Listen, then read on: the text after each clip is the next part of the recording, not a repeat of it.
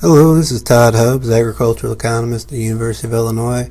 Today I'm talking about my March 25th, 2019 weekly outlook, anticipating March 1st corn stocks.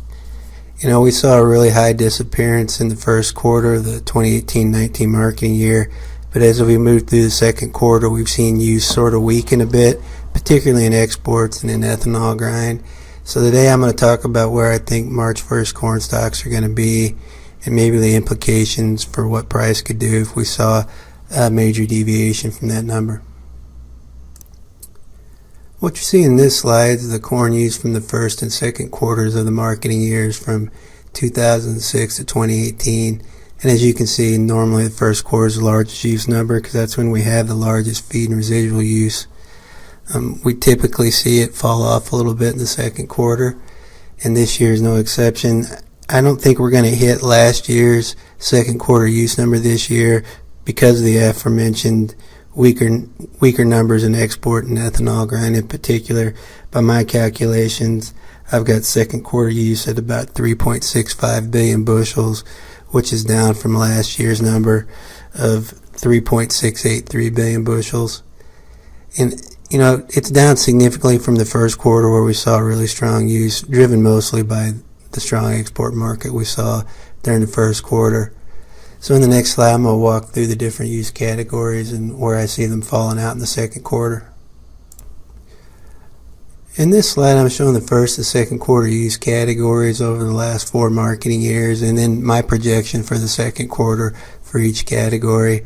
Right now, I've got feed and residual use in the second quarter at about 1.488 billion bushels. Now, this is if the USDA's current projection of 5.375 billion bushels is correct. Normally we see between the first and second quarters about 70% of the feed and residual use in those 2 quarters. I think there's a possibility that we could see stronger feed use in the second quarter. We've had large livestock herd levels. We've seen lower distillers grain production due to lower ethanol grind. So there's a potential there for a higher feed and residual use number, but right now I'm just assuming the USDA is correct.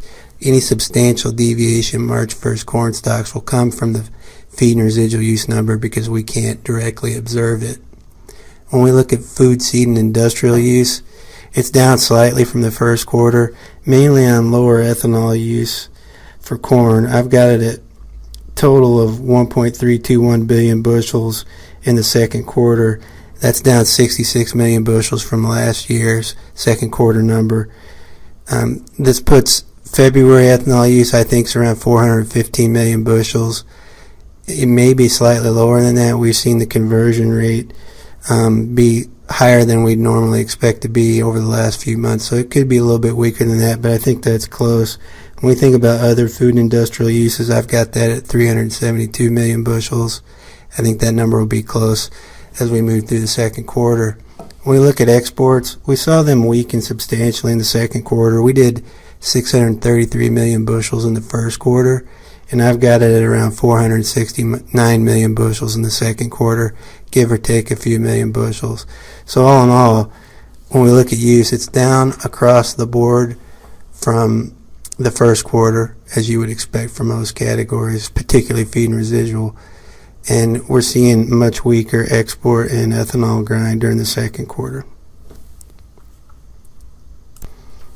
So when you take all that into account, we started the second quarter with 11.958 billion bushels of corn. Well, it's 11.952 billion bushels, but I had a few million bushels for imports, which we typically have.